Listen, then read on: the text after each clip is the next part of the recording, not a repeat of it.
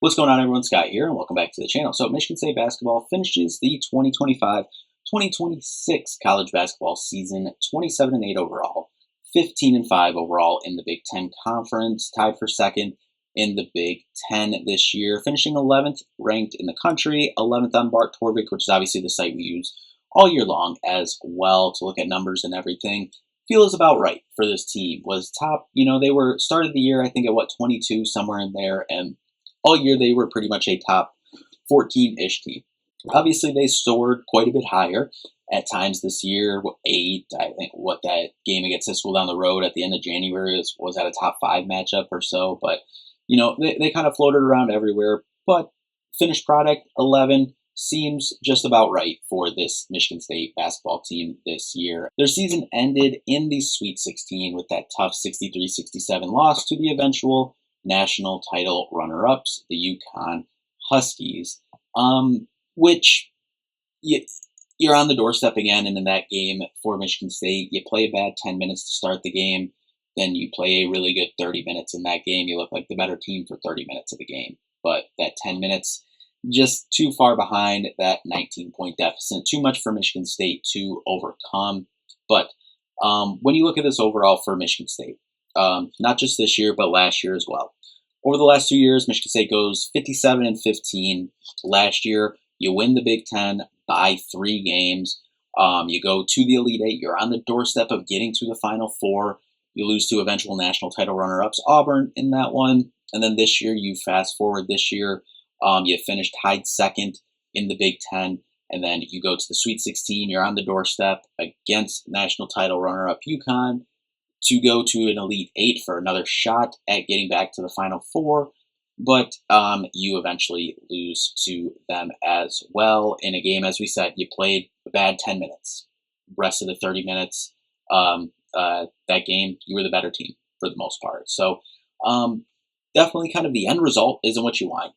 This program is prided on getting to the Final Four, competing for national championships. But over the last couple years, last year and this year, should I say, getting back to the Michigan State basketball that we know and love, and for myself personally, for my whole life, have known, competing for the Big Ten, competing, Big Ten tournament, yes, but competing to not get to a second weekend, competing in that second weekend to get to a Final Four, you were right there again. And is the result what we wanted? No, but 57-15 over these last 2 years.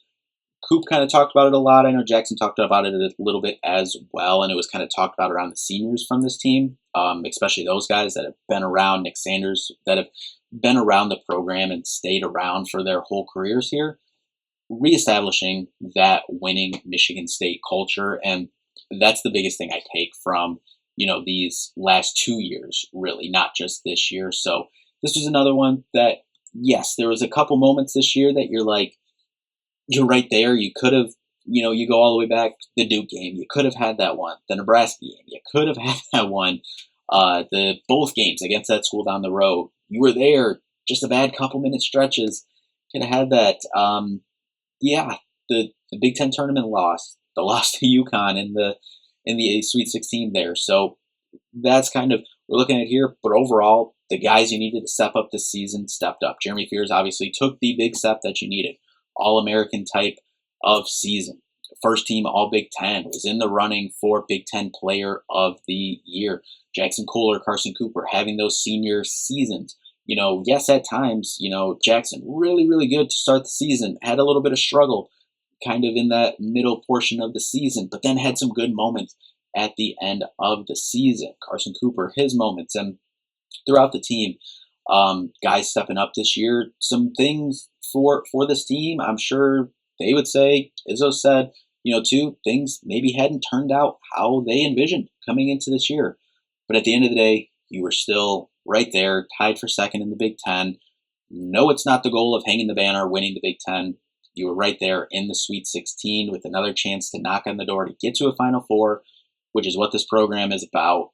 Don't hang second weekend Sweet 16 Elite Eight banners. You hang Final Four, national championships, and Big Ten championship banners. So that goal was not achieved, but kind of the feeling around this program the last 2 years, getting back to the Michigan State basketball that we know and love, is a positive thing I'm going to take from this season, and that is something I can definitely say now that we're about 2 to 3 weeks outside of the loss to UConn and the season ending, and obviously how the season ended too with that unfortunate school down the road uh, winning the national championship. But anyway, just wanted to have this video to kind of wrap up the 2025-2026 season as a whole. Maybe look back on some good moments. Don't really have any notes here overall. Just kind of wanted to, talk about some good moments, some maybe moments where it, things did change those games that you would, were right there. Things could have tipped one way or the other. The turning point, what I think for Michigan State of the season, and then kind of what to expect going into the summer and going into next year. But before we do jump into that, if you could just hit that like and subscribe button down there. We'll have more Michigan State basketball content on this on the channel throughout the summer. Any transfer portal news. Should we get any commitments? I hope we get commitments, but at least one. But should any of that come to fruition, we'll obviously be here to talk about it, and then going into next year as well. But just Michigan State stuff in general. We'll have Michigan State football content for the spring showcase this upcoming Saturday as well, going through the summer, previewing for the Michigan State football season as well. But we have a bunch of other stuff on the channel too, so just make sure you subscribe so you don't miss a video. So coming into the year, Michigan State projected to, even after winning the Big Ten by 3 games last year, yes, you lose Jace Richardson, you lose Jaden Akins, and, guys that were important to the roster last year, Trey Holloman transferring out, Frankie Fiddler, Simone Zapala obviously graduating. But overall, Michigan State was still projected to finish, 4 to 6, 7, somewhere in the Big Ten. So that's why I was like, okay, you need these guys to step up. You need guys to step up. And as we kind of mentioned, we did have guys step up. Jeremy Fears taking the step needed to. The seniors, Kohler, Cooper, as well. Some other guys that we thought maybe coming into the season would have had a big role. Obviously, the Caleb Glenn injury in the offseason, I definitely think a lot of things would have been different with this team, and I'm not alone. The staff believes that. Tom Izzo has said that pretty much. I'm pretty sure he said that. I know he's thinking it. But things definitely would have been different. But, Trey Fort coming in, definitely thought he would have maybe a bigger impact. Unfortunate things didn't maybe go his way, how he thought, maybe how the staff thought as well. But overall, guys stepped up. The kind of recurring theme this season, though, was that 2 position. Just couldn't get much consistency there. And, when you look at the rest of the roster, Cohen Carr, made tremendous strides. At times at the beginning of the year, maybe towards the middle, it was kind of like, we need more. We'd have some pretty good scoring games and whatnot, or we'd have a good rebounding game here, but it wasn't all coming together. But then he started rebounding the ball better. And then teams were sagging off him so much, even though he'd hit it 3 or 2 a game. And then really it was once he started putting the ball in the basket, getting to the block, finishing around the basket, that's where things started changing for Michigan State. And he had a really, really good finish to the season that I hope can propel him through this summer and going into next year. But just kind of looking through the schedule, first off, that opening Saturday, Michigan State's second game of the season against number 14 Arkansas, big time matchup in the Breslin Center. Incredible day overall. Night game, Saturday at Breslin Center, kicking off the season. Obviously, at that time, football wasn't going that well, so you're excited for basketball season to get here. A big time matchup on campus. Cam Ward announcing himself to, if you didn't already know his name, you knew his name after this one, coming in with a big time double-double in his second career college game, 18 and 10 overall. Fast forward to the Champions Classic, you get a big-time win against Kentucky. Kurt Hang, Trey Fort had moments in that one. Jackson Kohler, I think, had 23 maybe that one. He had 20 in that one. Some good moments from 3 in that one. I think they had 11 threes in that game. Fast forward to Thanksgiving, you get a win against number 16 North Carolina. And then a big-time win against Iowa to kick off that first week of December was really, really big. Iowa coming in, you're able to get that 21-point win, also debuting the new, old, mid-2000s jerseys in that one. Incredible day for Michigan State in that one. And then you fast forward to that Saturday against number 4 ranked Duke. And that one definitely was frustrating. Michigan State had those 4 big games at the beginning of the season against Arkansas, Kentucky, North Carolina, and Duke, where you're coming into the season, and we definitely talk about 2-2 was the minimum. you needed to go. 3-1 was kind of like what you were shooting for. They did go 3-1. It just felt different because you had opportunities to win that Duke game at home as well.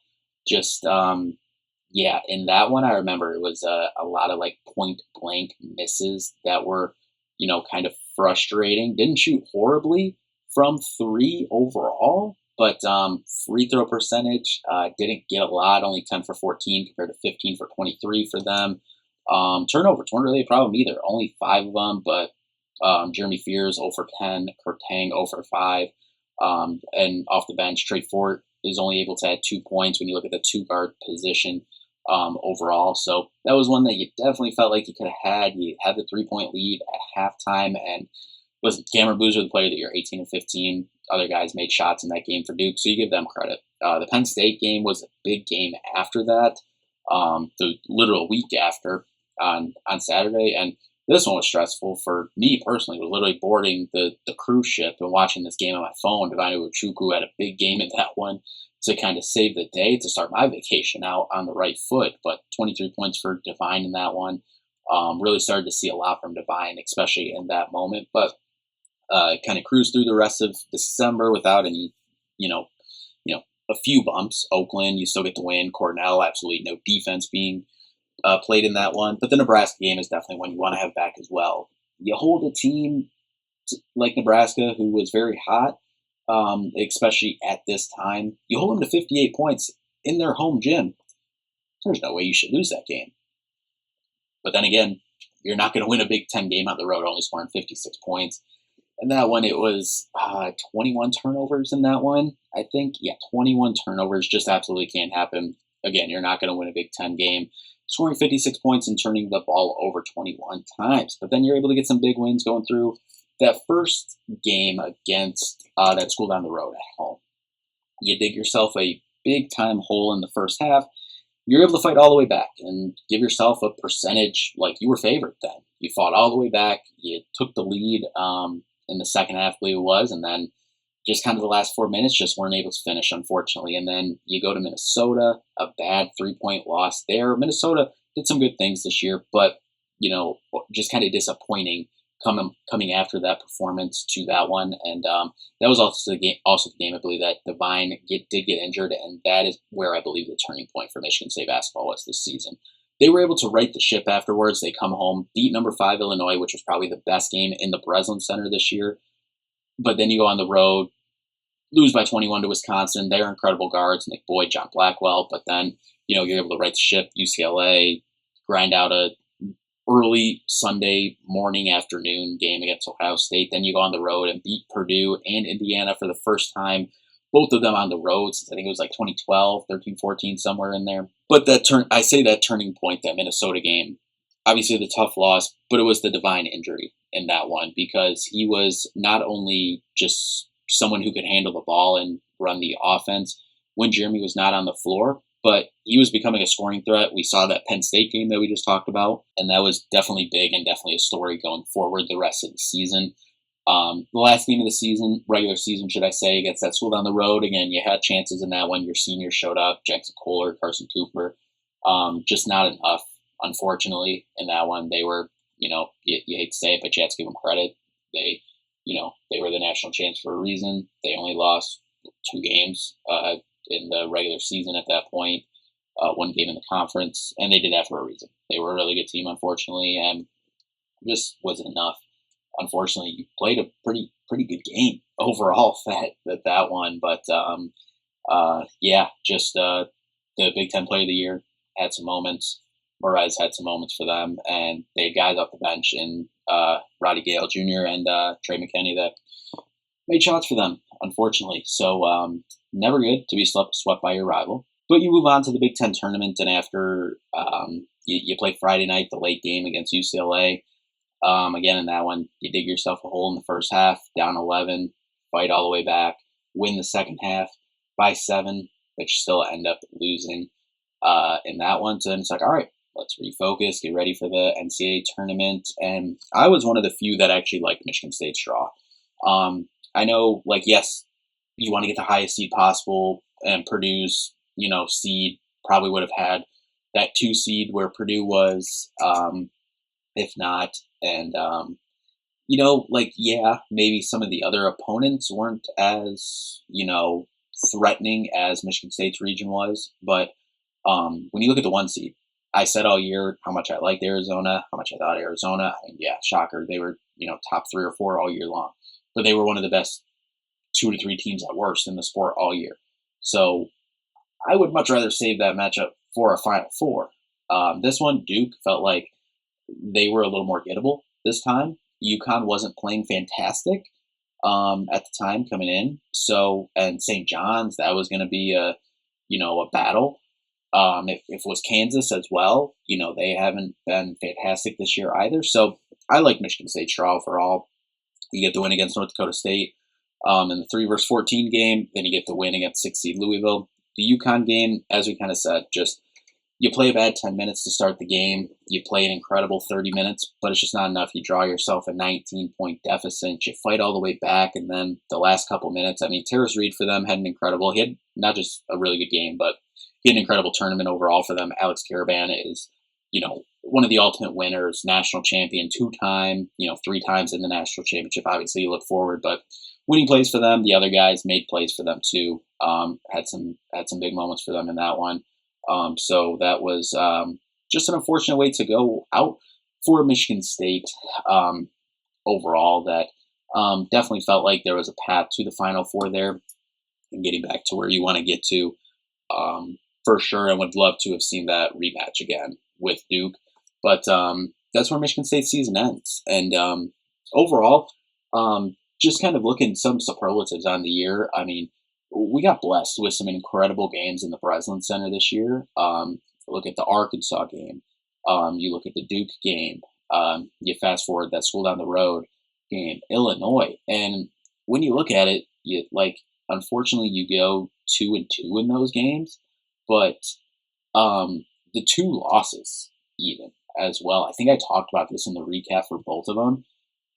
The Duke one, especially, because that one was back and forth. Michigan State had the lead. Unfortunately, the game against that school down the road, they kind of came out swinging and had the lead, so that kind of took a lot of the energy. The pregame energy was incredible that game, but the Duke game, pregame energy, during the game energy, that was up there with the best 2 or 3 environments I've seen in the Breslin Center. And I've been going to games there since 2016. My first MSU basketball game in the Breslin Center was Cassius Winston's first game in the Breslin Center, his freshman year. So, yeah, that's a good solid decade of going to games, thankfully, almost. But yeah, that was one of the best environments I've ever seen. I don't think anything will ever pass 2019, against that school down the road because of what was on the line. Last year against that school down the road on senior day was right there as well. But we had already wrapped up the Big Ten, thankfully. You just wanted to get the big rivalry win and enjoy that celebration on your senior day. So that was up there too. But the 2019, both teams, whoever wins the title. But Duke was definitely up there. You just can't put that up there because they lost the game. But it was such a back and forth game that it was able to be on that energy all game long. But the Illinois game, incredible, going overtime as well. And in that one, Kurtang hits the 3. There's, 4 seconds left, 7 seconds left, whatever the case may be. Like, all right, I, pull out my phone, like, okay, let's start the car. As soon as 000 hits, we're, out the door. Thankfully, with, this is my first year with season tickets for MSU basketball, and, where I was at was right by the door. So it was like, okay, and, 40 seconds to go, we'll start the car, and then we're right out the door, beat the traffic right out the thing as soon as the game ends. So I end up starting the car, and then Illinois goes down, and Jake Davis gets fouled, goes to the line, we're going overtime. All right, we'll cancel that. But incredible atmosphere in the Big Ten with just the basketball stuff. But overall, fun year in the Breslin Center. Unfortunately, you'd like those 2 big-time wins back. But there was incredible games, as we said. Arkansas, Illinois, probably the game of the year in the Breslin Center. But Iowa was a big-time matchup, especially introducing those jerseys back as well. But looking into next year for Michigan State, you're obviously losing Carson Cooper. You're losing Jackson Kohler, Nick Sanders. You're losing Trey Fort as well as Denham Wojcik. Now, coming in next year, obviously, you got Carlos Medlock. You got Josiah Jervis. You got Julius Avent, and you got Ethan Taylor coming in. But Michigan State's biggest thing to address this offseason. Everyone knows this. It's no secret. It's a 5. Like, coming into next year, like, yes, Jesse McCullough technically can play the 5. He's played the 5 in his career. I have said it throughout this year as well. I would much rather see Jesse as a small ball 5, but more of a pick and pop 4. He does like to pick and pop and shoot it, and I think he can. He just hasn't had a lot of opportunities to do that. I would much prefer to see him in that role. So I think I even mentioned, maybe I mentioned in the UConn recap, but Michigan State, I thought they were going to go after kind of similar to Simone Zapala type of transfer portal target. And like, yes, the name which I'm not going to get too much into it now. If a visit, comes through, or, we actually do get the commit, then that's fantastic. We'll talk about it more. But obviously the Aiden Sherrell seems like the big fish. Michigan State is going off after this offseason. It seemed like it was going one way, then it was going another way. Now it might be going a different way. Who knows? But whatever the case may be, Michigan State needs a 5 this offseason. And in my opinion, a seasoned one. Like, yes, would love to get someone like Aiden Sherrell in the fold. Absolutely would love it. But you just need an experienced, preferably junior or senior 5 to help with Ethan Taylor coming in. Who knows? Ethan Taylor, obviously he's going to be a freshman coming in, playing freshman in the Big Ten.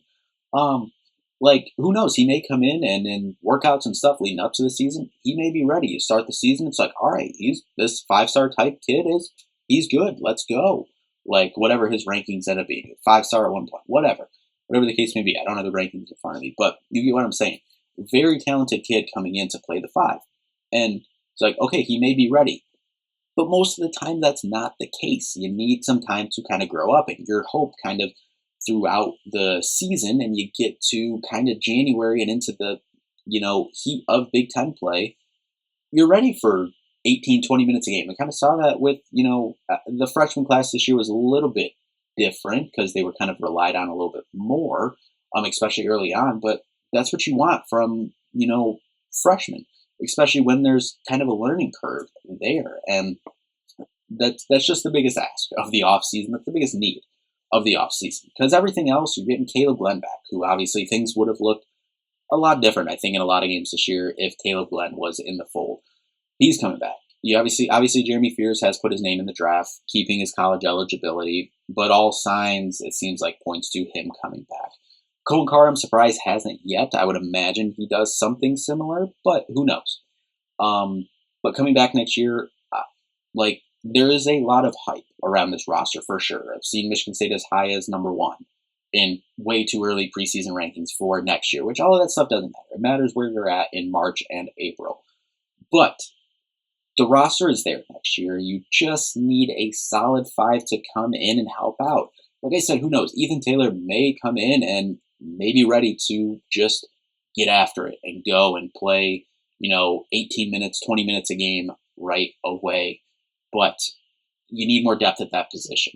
Now, this was kind of framed to Carson Cooper in an interview a couple weeks ago, was kind of asked about this when there was kind of rumblings about, the new legislation, whatever the case may be, is, about if he was possibly able to get a 5th year. I know Izzo joked about, you just need to get a lawyer and get a 5th year, whatever. So if anyone knows one.